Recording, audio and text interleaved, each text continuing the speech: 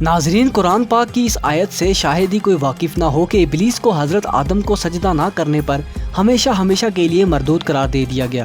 ابلیس کون ہے، اس کا قبیلہ کیا ہے، اپنی سرکشی سے پہلے اس کا مرتبہ کیا تھا، انسان سے پہلے زمین پر کون رہتا تھا، ان تمام سوالات کے جوابات کو ہم اس ویڈیو میں جاننے کی کوشش کریں گے۔ ناظرین، جنات حضرت آدم سے پہلے پیدا کیے گئے، جبکہ جنات سے قبل زمین پر بدروحیں پائی جاتی تھیں یا بلائیں پائی جاتی تھیں، جن کو حنون و بنون کہا جاتا ہے۔ اللہ تعالیٰ نے حنون بنون پر جنات کو مسلط کر دیا اور ان جنات نے حنون بنون کو ختم کر دیا اور ان کی جگہ زمین پر خود اپنی بستیاں بسا لی، جن کو جنات کی بستیاں کہا جاتا ہے۔ جب اللہ نے تخلیق کائنات کر لی اور عرش پر میزان قائم فرما چکا تو ابلیس کو آسمان اور دنیا کے فرشتوں کا سربراہ بنا دیا۔ وہ ملائکہ کے اس قبیلے سے تھا جن کو جن کہا جاتا تھا۔ ان کا نام جن اس لیے رکھا گیا تھا کہ وہ جنت کے خازن تھے اور ابلیس بھی دوسرے فرشتوں کے ساتھ ان میں شامل تھا۔ لیکن ابلیس کے دل میں اس باطل خیال نے جڑ پکڑ لی تھی کہ وہ جنت میں تمام فرشتوں کا سردار بنا دیا گیا ہے۔ وہ غرور اور تکبر میں مبتلا ہو چکا تھا۔ جب جنات زمین پر فساد پھیلانے اور باہم و قتل و غارت کرنے لگے تو اللہ تعالیٰ نے فرشتوں کے ہمراہ ابلیس کو وہاں بھیجا۔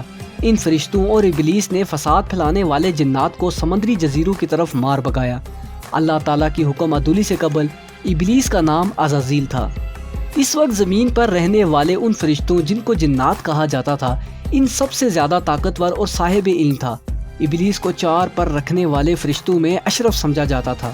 وہ اشرف الملائکہ اور اپنے قبیلے کی عظیم ترین شخصیات تھا، اسی لیے فرشتوں کا خازن تھا، اور پہلے آسمان یعنی زمین کے آسمان کی سلطنت ابلیس کے حوالے کی گئی تھی، بلکہ زمین کی سلطنت بھی اس کے سپرد تھی اور وہ سلطان الارض کہلاتا تھا۔ تخلیق آدم سے قبل سلطان الارض تھا، لیکن جب اللہ تعالیٰ نے حضرت آدم علیہ السلام کی تخلیق کا ارادہ فرمایا اور ان کو زمین پر اپنا خلیفہ بنانے کا ارادہ ظاہر فرمایا تاکہ ان کی اولاد زمین پر آباد ہو، تو ابلیس نے اللہ تعالیٰ کے سامنے اس خدشے کا اظہار کیا کہ آدم کے نائب السلطنت بننے کے بعد آدم اور اس کی اولاد ابلیس اور اس کی اولاد کو زمین سے ختم کر دے گی اور اس کے بعد اس زمین پر خود قابض ہو جائے گی، جس سے ابلیس اور اس کی اولاد سے تمام بادشاہ چھین لی جائے گی۔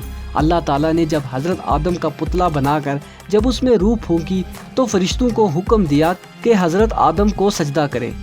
اس وقت عزازیل یعنی ابلیس حسد میں مبتلا ہو گیا اور آدم کو سجدہ کرنے سے انکار کر دیا۔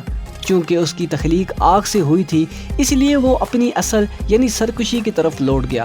لہٰذا اس وقت تک اس نے جتنی بھی عبادت کی تھی وہ اس کے حکم نہ ماننے کی وجہ سے ختم ہو گئی، اور وہ یہ کہہ کر گرفتار ہو گیا کہ میری تخلیق آگ سے اور آدم کی تخلیق مٹی سے ہوئی ہے، اسی لیے میں افضل ہوں اور آدم حقیر۔ بس اس کی یہ حکم عدولی کرنے کی، اور اللہ تعالیٰ نے جلال میں آ کر اس کے ساتھ ہی اسے جو فرشتوں پر مشابت اور ان پر جو فضیلت حاصل تھی وہ سب چھین لی گئی۔ حضرت آدم علیہ السلام کو سجدہ نہ کرنے کے انکار کی وجہ سے عزازیل ابلیس بن گیا، تا قیامت کے لیے مردود قرار دے دیا گیا۔ اس کا آسمان پر داخلہ ہمیشہ کے لیے بند کر دیا گیا اور زمین ہی اس کا ٹھکانہ قرار پایا۔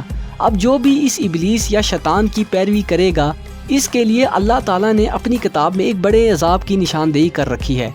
ویڈیو پسند آئے تو لائک اور شیئر ضرور کیجیے گا اور حسین انفو کو سبسکرائب کرنا نہ بھولیے گا۔ اللہ ہم سب کو نیک اعمال کرنے کی توفیق عطا فرمائے، آمین۔